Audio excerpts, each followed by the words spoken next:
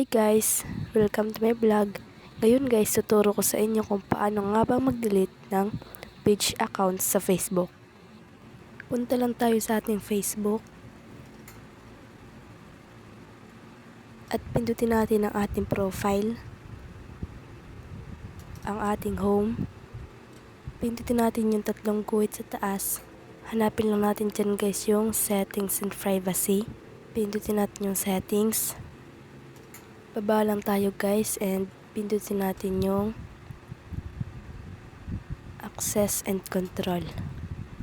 Diyan guys makikita natin ang delete page, pindutin. Tapos natin napindut yung delete page, continue, continue, continue. Diyan guys ilagay mo yung password ng iyong account.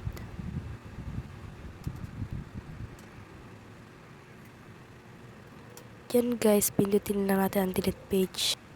Yan guys, naglo-loading na yan and nag-switch na yung ating main account.